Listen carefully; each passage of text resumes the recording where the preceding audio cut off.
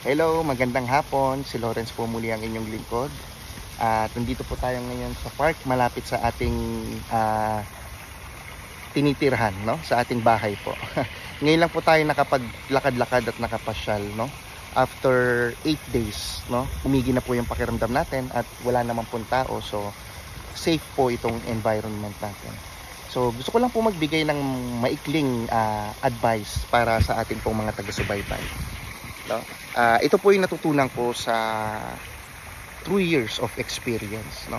Alam niyo po ako, ang personality ko, may pagka-perfectionist in a way, no? Or may pagka-obsessive, excuse me, compulsive. In a way na kapag may gusto kong ma-achieve o gawin, I make it to sure na ginagawa ko siya sa lahat ng makakaya ko, sa lahat ng aking ways na makakayanan, no? To the point na it puts so much stress or worry in my everyday lives. So ang natutunan ko lang po, no, always live a meaningful life, no?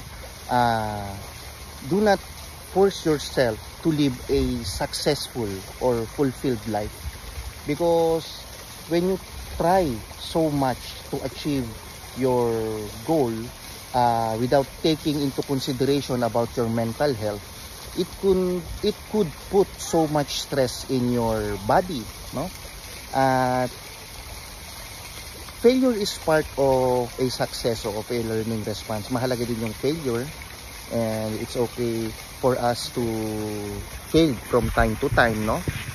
The problem is yung mga failure sometimes hindi masyadong nagiging madali i-accept sa atin, no? So pag hindi naging madaling i-accept sa isang tao ang failure or shortcomings, this could also cause so much stress, no, sa part ng isang tao, to the point na nauuwi sila sa much more mental fatigue.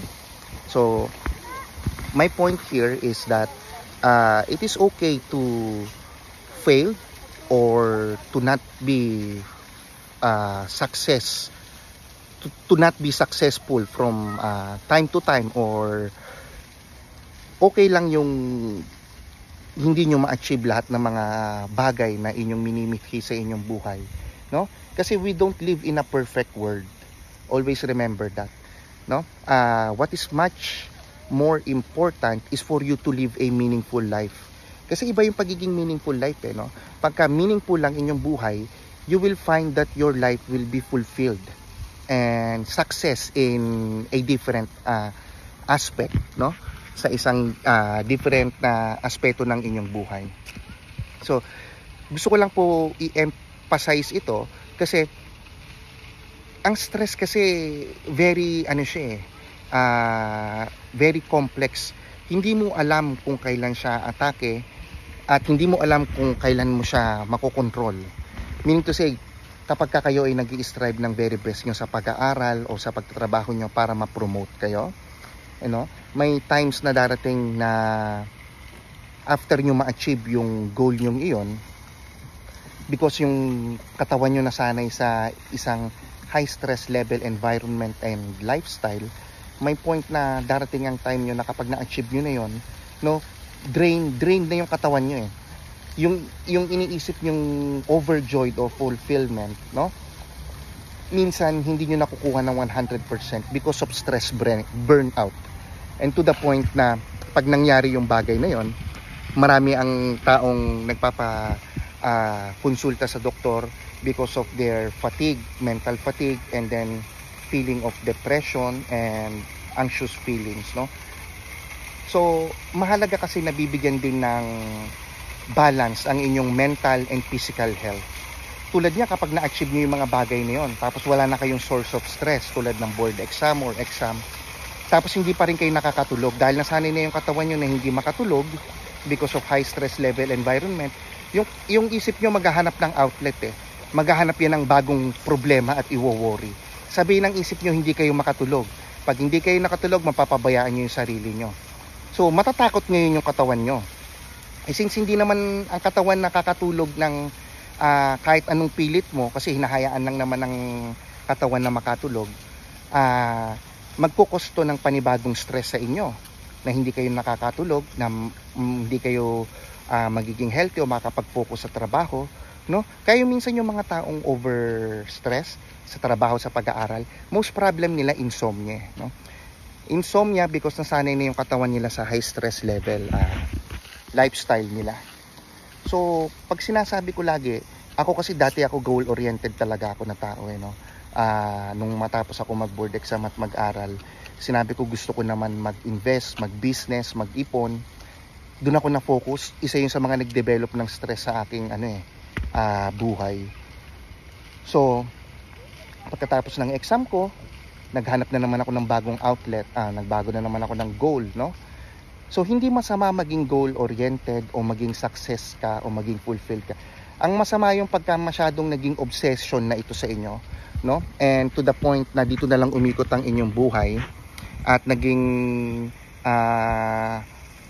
parang bagang ito lang yung nagpapasaya sa inyong buhay, no? Sooner or later, maaabutan kayo ng inyong ng inyong stress. Karamihan sa mga CEO at mga successful na mga tao, believe me or not, nagdevelop sila ng mental health disorder, maybe anxiety disorder, kaya napakataas ng antidepressant at saka ng mga anti-anxiety meds, lalaki ng kita ng mga pharmaceutical company niyan, lalo na sa Amerika, no? At it is parang a small sacrifice for them, no? Na okay lang sa kanila yon, no? Kaya marami nagde-develop sa kanila alcoholic. Yung mga successful na tao, marami nagde-develop sa kanila, nagiging dependent sila sa drugs because they need this kind of things to function in order for them to achieve their goals. So that is the thing that they sacrifice, no? In order to achieve their goals. Hindi masama. Ang masama pag sumobra. Kailangan balance. We live in an imperfect world. Hindi lahat makukuha ng isang tao ng madali at nang walang sinasacrifice sa kanilang buhay, no? It's a matter of what is the most important thing in your life. It is your family, it is your health, it is your work, no? Marami. Hindi mo pwedeng i-prioritize lahat. Remember, ang brain ng isang tao, nakakapag-focus lang yan sa isang bagay. So multifunctional, nakalimutan ko yung term, yung pagiging multitask, no? Ano po yan? Hindi po totoo ang pagiging multitask, no? Na research na yan, na ang brain natin can only focus on one thing at a time. And then, kahit gawin nila sabay ang isang bagay, kaya lang nilang maging successful at fulfilled o sa isang bagay ng kanilang buhay, no? So, mapapabayaan nila yung aspeto nilang yung isang aspeto nila sa buhay nila, tapos magiging successful yung isang buhay nila. Pwede mo naman i-balance yun eh. But if you put so much effort, no? Ayun yung nangyayari. Mapapansin nyo marami sa mga millionaire natin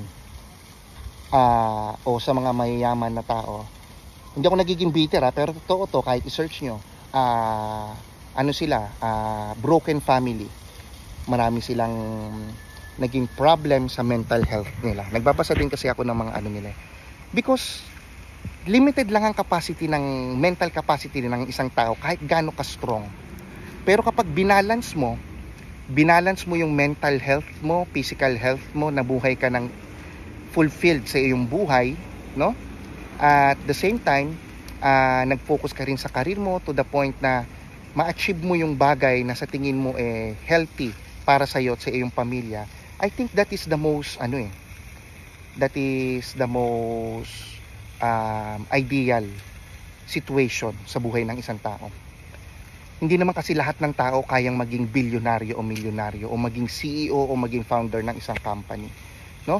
If that is your goal and your passion, do it, and then prepare for failure, sacrifices, and any hardship that you will encounter along the way.